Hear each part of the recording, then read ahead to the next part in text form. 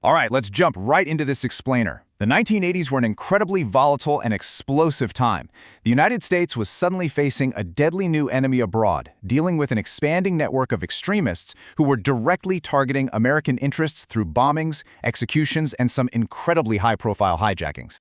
Today, we're digging into a completely unprecedented multi-agency mission to snatch a terrorist from overseas. It's an operation that literally shattered bureaucratic walls and permanently altered how the U.S. fights international terrorism. This is the story of Operation Goldenrod. But right off the bat, we run into the central problem we're tackling today. How do you actually arrest a suspect in a country with no functioning government? Back in the early 1980s, Lebanon was completely ravaged by civil war. Beirut was practically reduced to rubble, and there was absolutely no central government in control to coordinate with or process any kind of extradition.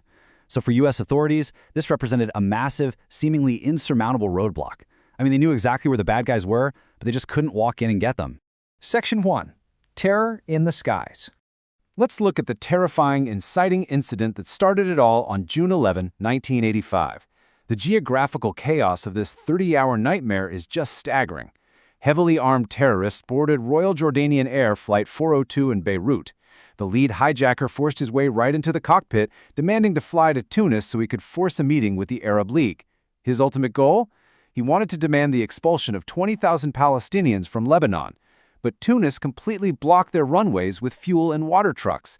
Running dangerously low on fuel, the plane had to divert to Palermo, Italy, where they were once again met with resistance. They forced a refuel under severe threat, flew back out to Tunis, were denied a second time, and finally returned to Beirut, where they actually rigged the nose of the plane with explosives. The human stakes involved here were immense. There were 66 passengers trapped in this metal tube bouncing across the Mediterranean. And crucially, for the story we're exploring today, among those 66 passengers were 2 American citizens, a university professor and his son. They were beaten, they were terrorized, and they were held captive for over a day without any end in sight. To really grasp the extreme, terrifying tension of this event, consider this chilling threat delivered while the plane was grounded in Palermo. The lead hijacker flat out told the control tower he would throw 2 children from the plane if they didn't send out a refueling truck immediately. 10 minutes later, the Italians complied. Yet, surprisingly, after eventually returning to Beirut and threatening to execute the remaining hostages by 2 p.m. the next day, the hijackers inexplicably just ordered everyone off the plane and into the terminal. The 30-hour nightmare was finally over. But for U.S. law enforcement, the hunt was only just beginning. Section 2. The Jurisdiction Problem. So before 1984, the FBI essentially had zero jurisdiction to operate overseas or to prosecute people committing acts outside the continental U.S. They were legally powerless. But the Comprehensive Crime Control Act of 1984 was the ultimate game changer. It allowed the FBI to apply kidnapping and air piracy laws to crimes committed against American citizens literally anywhere in the world. Because 2 Americans were held hostage on Flight 402, the FBI finally had the legal green light to initiate a full investigation, even though it wasn't a U.S. plane and the flight never actually touched U.S. soil. But having jurisdiction doesn't mean much if you don't know who you're looking for. And this brilliantly illustrates the sheer element of luck in these investigations. Just 3 days after the Royal Jordanian hijacking, TWA Flight 847 was hijacked by a completely different group, holding 39 Americans hostage in Beirut. Now, when those hostages were eventually freed and debriefed, several of them identified the main hijacker from the Royal Jordanian flight. It turns out he was a member of the Amal militia, which was a prominent Lebanese armed group, and he had actually been guarding the TWA hostages, openly bragging to them about his role in the previous hijacking. Suddenly, the FBI had a prosecutable subject. Section 3. Rewriting the rules. Pulling this off required an unprecedented level of government cooperation. In 1986, a task force created the Operations Subgroup, or the OSG. We are talking about the FBI, the CIA, the NSA, the Department of Defense, the Department of Justice, and the State Department all sitting down at the exact same table. Their unified goal was to coordinate operations and definitively prove the U.S. had the capability to go after targets anywhere, anytime. Right alongside this interagency teamwork, the CIA completely adapted its own internal structure. They realized that terrorism is a transnational phenomenon. An attack might be planned in Syria but executed over in Rome. Traditional, rigid geographic divisions were just slowing them down. So veteran CIA officer Dewey Claridge created the Counter-Terrorist Center, or the CTC. It was a total revolution for the agency, pulling intelligence across all those traditional boundaries so they could hunt targets far more effectively. Section 4. Operation Goldenrod. Armed with these powerful new laws and new cooperative task forces, the OSG needed a target. And in June 1987, they found one. The multi-agency ruse they designed here sounds like something straight out of a Hollywood spy thriller. The OSG learned that a DEA informant working out of Cyprus actually had a 4-year friendship with our lead hijacker. The hijacker had since left his militia and gotten into the drug trade to make a quick buck. So the CIA had the informant pitch a massive, fake drug deal, claiming an imaginary boss named Joseph wanted to do some serious business. The plan?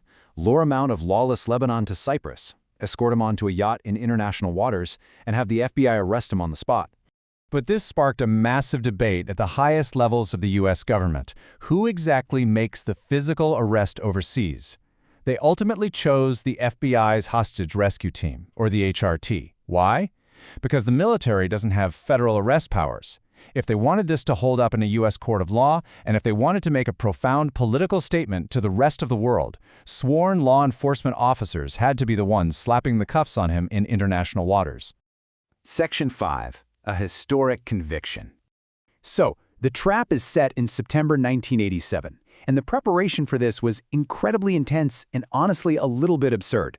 They rented a civilian boat, swapped the Grecian flag for an Italian one, totally changed the name painted on the hull, and even put female FBI agents up on deck in bikinis to wave and act as a calming diversion. Meanwhile, a team of highly lethal HRT snipers were secreted just below the deck, and sitting just over the horizon, completely out of sight, was the massive 900-foot USS Butte, ready to launch a helicopter and an emergency response team if things went sideways. The anxiety out there was absolutely agonizing. Is this a double cross? Have they set us up and we're going to end up in a fight on the water? As they bobbed in international waters 12 miles off the coast of Cyprus, waiting for the informant to deliver the target via a small motorboat, HRT Commander Woody Johnson legitimately feared a deadly ambush. They were completely exposed out there. What if the hijacker figured it out? What if they were sailing straight into a trap? And that leaves us hanging on this incredibly suspenseful question. Would the trap actually work? As the small motorboat approached the yacht, an undercover Arabic-speaking FBI agent warmly greeted the hijacker, telling him the boss, Joseph, was taking a shower down below. Would the hijacker buy the story, or would weapons be drawn right there on the water? While the execution was totally flawless, after the undercover agent casually mentioned the boss was showering, he said they just needed to do a quick pat-down before getting down to business. The hijacker, who was completely blinded by the promise of big drug money, bought it hook, line, and sinker. They patted him down, found him clean of any weapons, and escorted him down the stairs into the cabin. The absolute second he stepped below deck, the HRT operators sprang up. The hijacker was utterly terrified and completely caught by surprise. He surrendered without a single fight, in total silence. They slapped leg irons on him and instantly signaled the USS Butte that they had the package. Now the clock was really ticking to get him off the water and onto U.S. soil. They quickly transferred him from a helicopter to an aircraft carrier and finally onto an S-3 Viking plane for a grueling 13-hour continuous flight back to Andrews Air Force Base in Maryland. This wild journey required 2 mid-air refuelings. It was actually the longest continuous flight from a U.S. carrier deck that the military had ever performed at the time. It was an incredible, years-long journey to get to this point. The initial hijacking terrorized the world back in 1985.